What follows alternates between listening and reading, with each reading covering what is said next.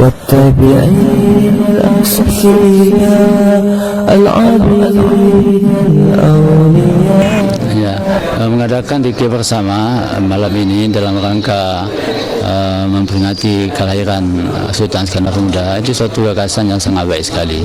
Ini sebagai penghormatan daripada orang Aceh pada umumnya dan katakanlah kalangan militer pada khususnya terhadap jasa daripada Sultan Iskandar Muda yang telah pernah mengangkat Aceh ini demikian gemilang dikenal seluruh dunia pada waktu itu.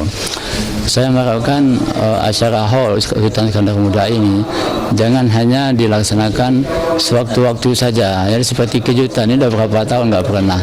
Jika dimungkinkan tiap tahun diadakan.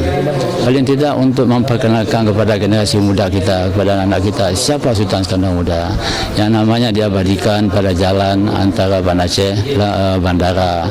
Namanya diabadikan untuk nama bandara Banda Aceh dan nama cukup dikenal seluruh dunia. Itu hanya diketahui oleh generasi tua aja. Anak muda kita nggak kenal itu. Dalam rangka memasyarakatkan Sultan Iskandar Muda sebagai tokoh nasional yang sudah diangkat oleh pemerintah sebagai pahlawan nasional, kan? Itu adalah suatu penghormatan pemerintah pusat kepada tidak hanya kepada Sultan Iskandar Muda, juga kepada kita orang Aceh. Aceh harus merasa bangga dengan Sultan Iskandar Muda.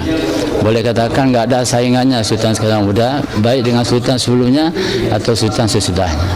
Jadi untuk peringatan Sultan Iskandar Muda ini apa yang kita ajak kepada masyarakat? Ya, kita tahu masyarakat ya untuk menggali sejarah kembali ya daripada kejayaan Aceh pada masa lalu. Aceh itu dikenal pertama kali Serami Mekah. Yang kedua, Aceh juga dikenal sebagai keistimewaan di bidang agama terutama sekali. Itu tidak bisa lepas daripada peranan Sultan Iskandar Muda.